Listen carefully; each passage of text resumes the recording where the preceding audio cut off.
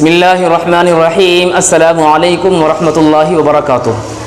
دوستو، آج کی ویڈیو میں ہم بات کریں گے کیا قربانی کے بڑے جانور میں بچے کے لیے عقیقے کا حصہ لے سکتے ہیں یا نہیں۔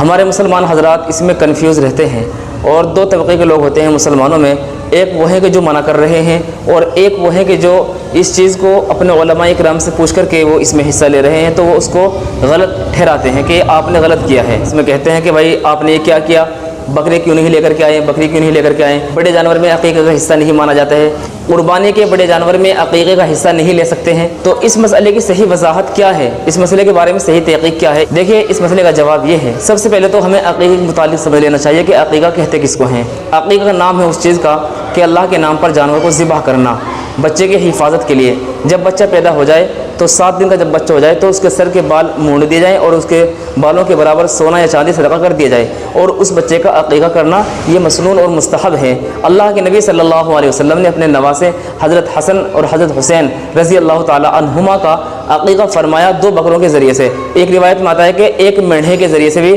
اللہ کے نبی صلی اللہ علیہ وسلم نے نواسوں کا عقیقہ فرمایا ہے۔ تو دونوں طریقے سے روایت موجود ہیں۔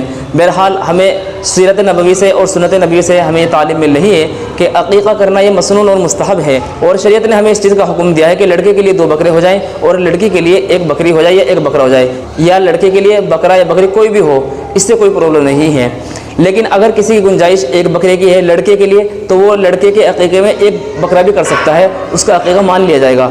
اور اگر کسی کی اتنی بھی گنجائش نہیں ہے تو وہ عقیقہ ہی نہ کرے، وہ عقیقہ نہ بھی کرے تب بھی کوئی حرج کی بات نہیں، کوئی پرابلم کی بات نہیں ہے۔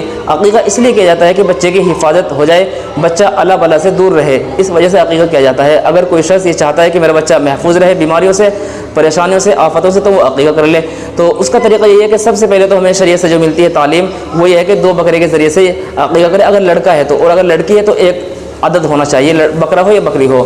اور اگر کسی کی اتنی گنجائش نہیں ہے، وہ قربانی کے دنوں میں قربانی کے بڑے جانور میں حصہ لینا چاہتا ہے تو وہ لڑکے کے لیے 2 حصہ لے لے اور لڑکی کے لیے 1 حصہ لے لے، اور باقی شرکا جو اپنے قربانی کے واجب حصے کر رہے ہیں تو وہ بھی اس میں درست ہو جاتے ہیں۔ مثال کے طور پر ایک بڑے جانور میں 5 حصے تو واجب قربانی کے ہیں، کسی نے اپنی طرف سے قربانی کے حصے لے رکھے کہ میری طرف سے واجب قربانی ہے، میری طرف سے واجب قربانی ہے، اور 2 حصے کسی نے اپنے بیٹے کے لیے عقیقے کے لیے لے رکھے ہیں کہ میرے بیٹے کا عقیقہ ہوگا ان 2 حصوں کے ذریعے سے۔ تو بہرحال درست ہو جائے گا، کوئی پرابلم نہیں ہے، کسی بھی قسم کی کوئی پریشانی نہیں ہے، اور یہ مستحب عمل ہے۔